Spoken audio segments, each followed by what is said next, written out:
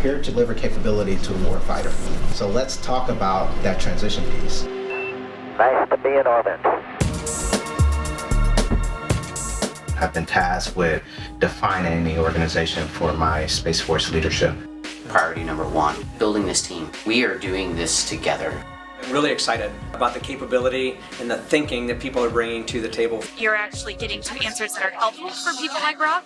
Hopefully in a year from now we understand the capabilities that we want to enhance and also make sure that the culture mindset is in place. That enables transition, enables a whole bunch of new capabilities to come into the government, and a lot of good work to be done by the broader Space Force. I think the workshop and the facilitation is awesome. Makes rocket science happening in small startups. To be able to leverage the best practices from AFWERX, but then to apply that to a new service presents an opportunity that comes along probably once in a lifetime.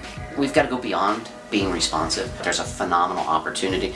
Being able to involve a wider community who's also passionate means the world.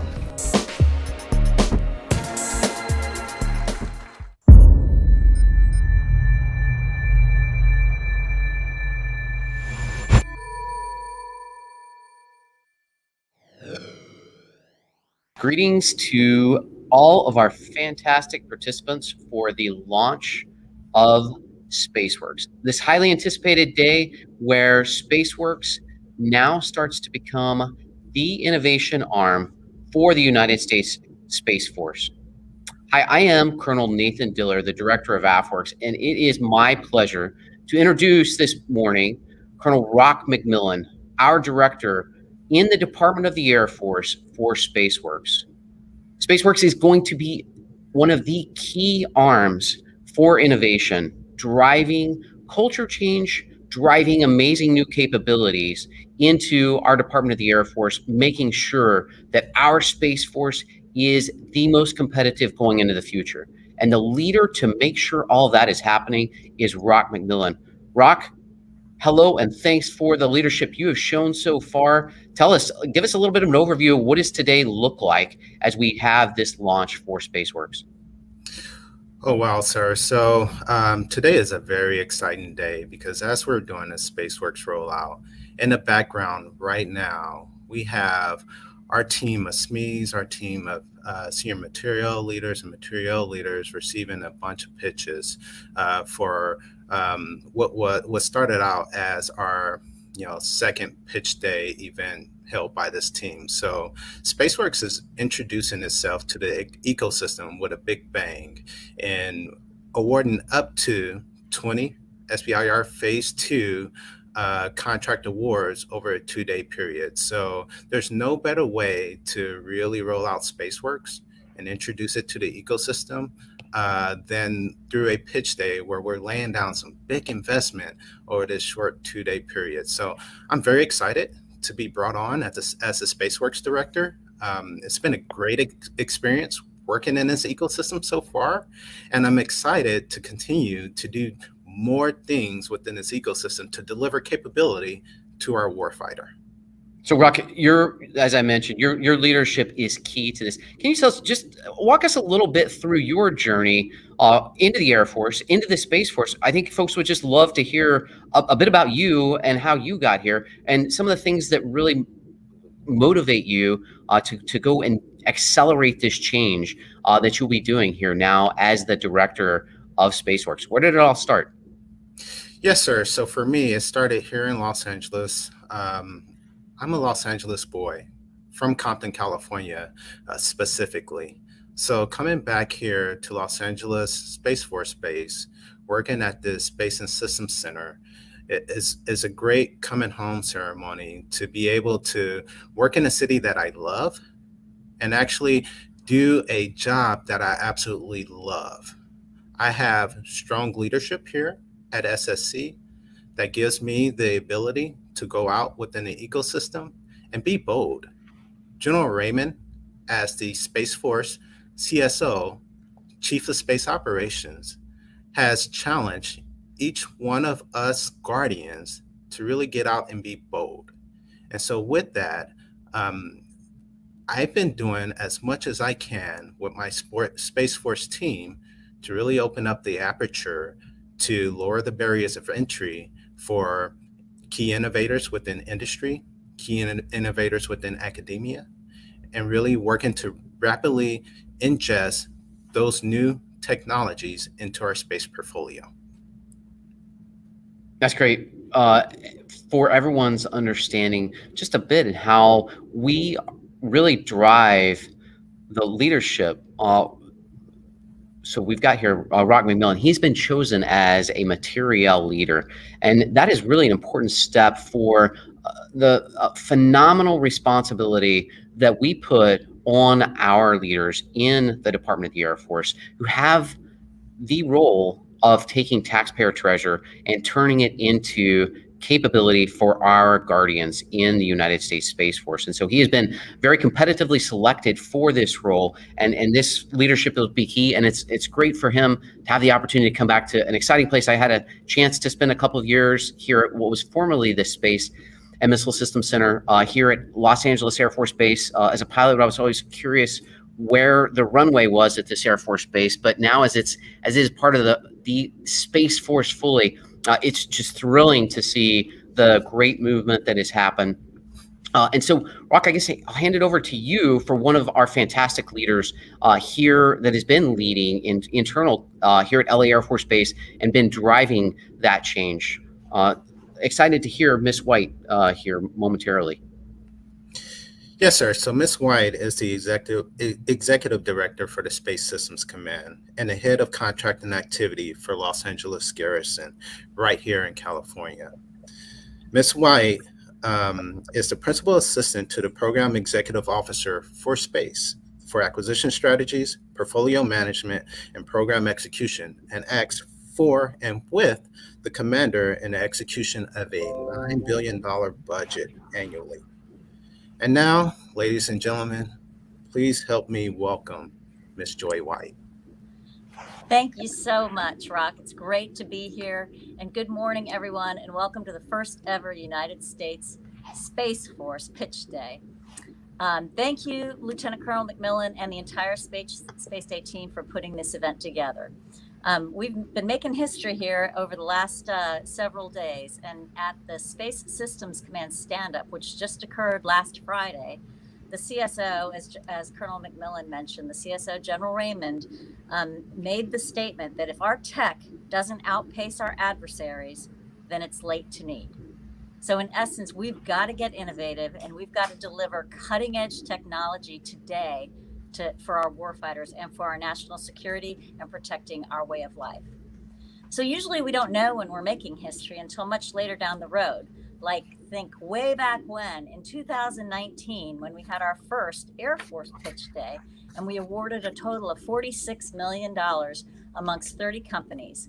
And I have no doubt today will be bigger and better and even more groundbreaking.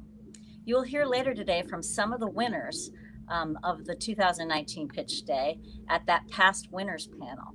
And just a sampling of some of the great Phase 2 SBIR awards included one to Northstrat, which the project name was Genesis.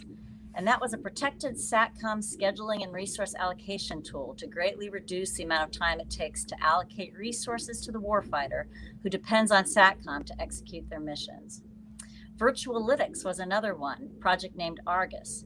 They received strategic financing, or STRATFI, of $7 million and developed a SATCOM asset status tool that was delivered and used during a global exercise with the CFSCC.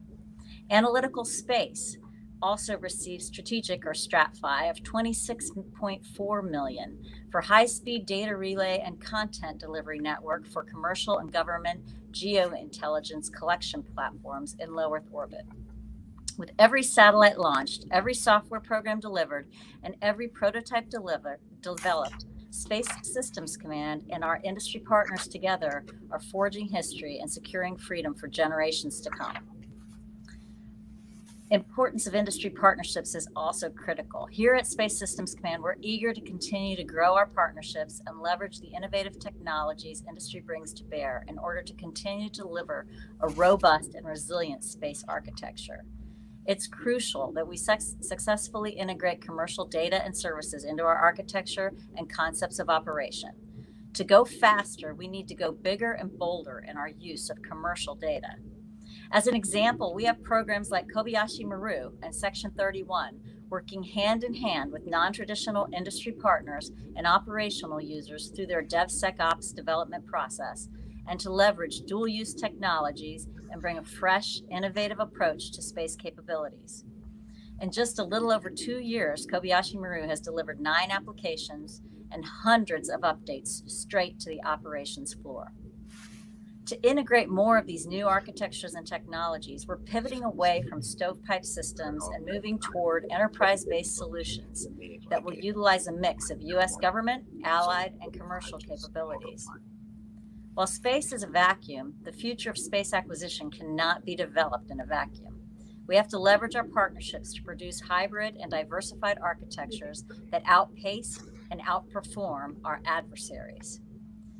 We are also collaborating with our international partners and their space industrial base through programs such as the International Space Pitch Day, which we ran back in this past November with the UK, where we awarded contracts to 10 small businesses from the UK, Australia, the United States, and India. We were able to capitalize on creative solutions from around the world in areas like blockchain, machine learning, and artificial intelligence. We've received a tremendous amount of interest from a host of other countries to participate in the next International Pitch Day, which we're planning for 2022. So we're working on a dedicated innovation memorandum of understanding to open the aperture for more countries to engage with us. I'm so proud of all we've done to tap into our industrial base, but we cannot let our foot off the gas. We have to continue to push to find new and innovative ways to accomplish the mission at the speed of relevance. Your future and U.S. supremacy are not guaranteed. More is absolutely needed. We are constantly working to break down any barriers to entry our small business space industrial base needs. Encounters to work with the DoD and your attempts to get your technologies transitioned to a program of record. We have to find ways to enable small businesses and startups to reap the awards of their precious investments of time, dollars, and effort to build solutions for the government, and our role is to clear the path for those longer-term sustainable contracts that those solutions can be plugged into. Solving this issue will take strong government industry partnerships. 2 of the ways we're tackling this challenge are with the Space Enterprise Consortium, which hopefully you're all familiar with, and the SpaceWorks teams.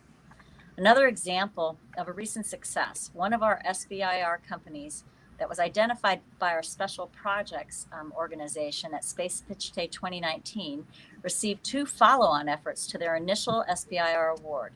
And those capabilities and performance were delivered by Swarm Technologies, Inc.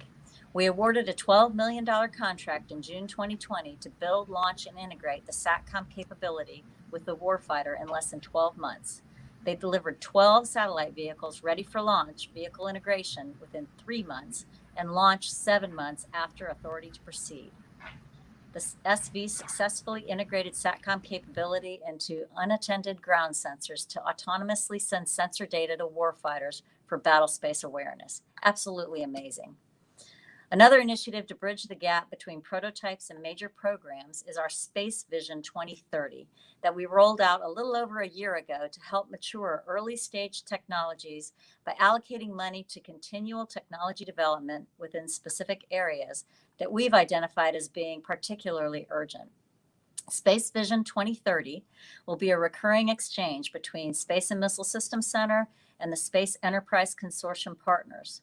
The first funded concept development efforts will be in the areas of space domain awareness and cloud-enabled space enterprises. The commercial space sector is driving the market, and Space Systems Command is eager to facilitate these companies and bring their unique solutions into our programs of record. America invests billions of dollars annually to develop new space assets to bolster our national security. Commercial competition has proven time and time again to be the foremost driver of great innovation and advancements. I challenge each of you to let it fuel you to develop capabilities that push the boundaries and that ignite our inspiration. The threat is constantly evolving, so speed and agility are critical for delivery of next generation capabilities. I'm excited to see the results of events like today that bring our innovators with cutting edge ideas and technologies to the hard problems we face in space in pursuit of finding solutions together. I want to thank everybody that's involved in this, Rock leading the way and everybody else, for making today a huge success. Our continued national security is dependent upon partners like all of you doing what you do best to maintain peace in space and protect our nation's way of life. Thank you, and Semper Supra.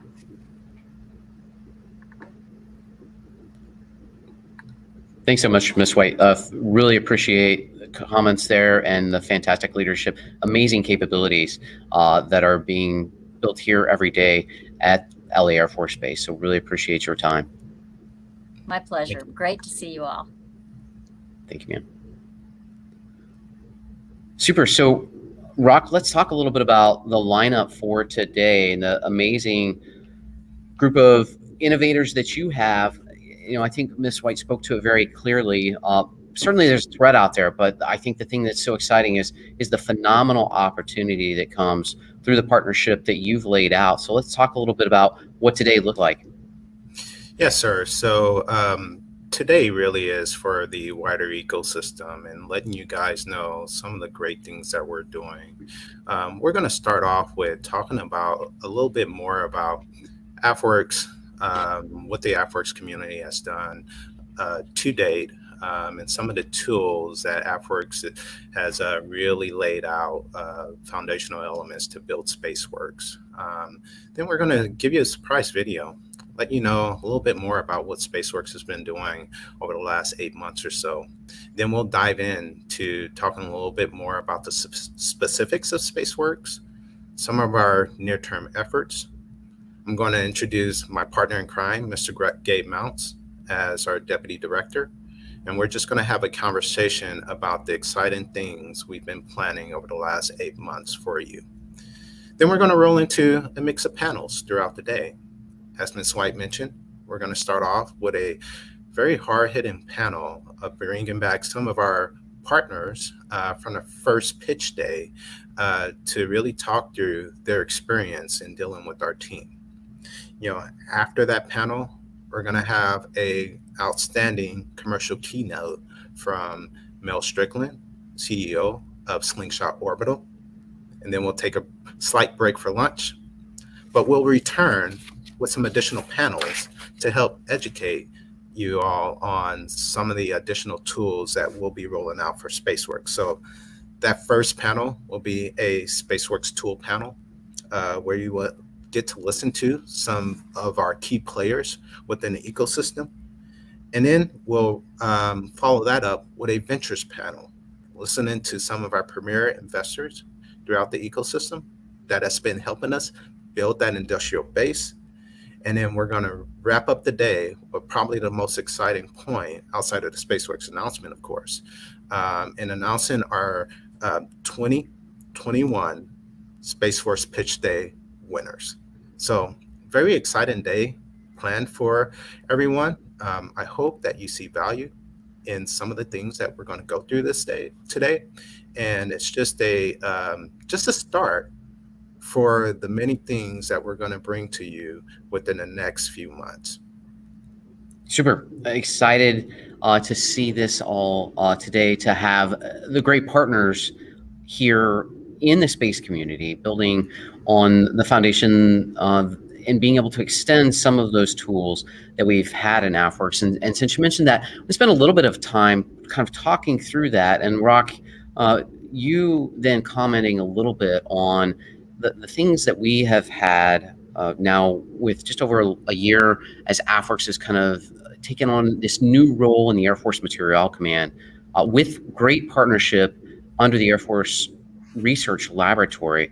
So staying very well tied in to our broader acquisitions community with the strategic guidance coming from our overall service acquisition executive, and how this new engine with AFWERX now can be extended, and making sure that we are accelerating in the same way many of those things in space. And so just to make sure that all of the folks in this community are aware a little bit of some of the changes as AFWERX reset a little bit last year under the Air Force Materiel Command, really working on this mission of transitioning agile, affordable, and accelerated capabilities really through teaming. And so partnership is essential to what we are doing today. This teaming with a broad set of stakeholders. We'll talk today, certainly on the industry side, and Ms. White spoke to that, the things that are happening in the commercial sector. We'll spend a little bit more time talking about that, but also with investors,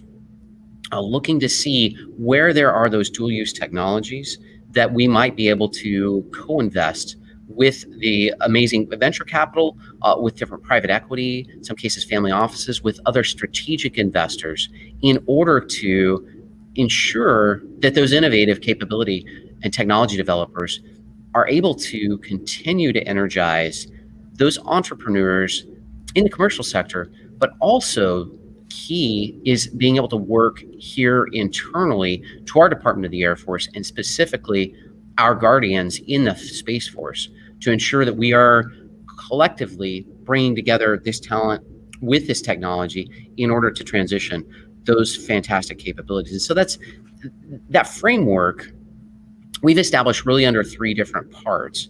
And I want to talk a little bit about those different parts of AFWERX, and now the role that we will have in enabling those different capabilities, the tool sets in AFWERX for SpaceWorks. The first of these is it starts with what is the problem that we're trying to solve. And so when we look at the strategic environment, clearly we see a multitude of threats out there, and it's our guardians bringing forward those capability gaps, bringing forward opportunities in order to address those threats.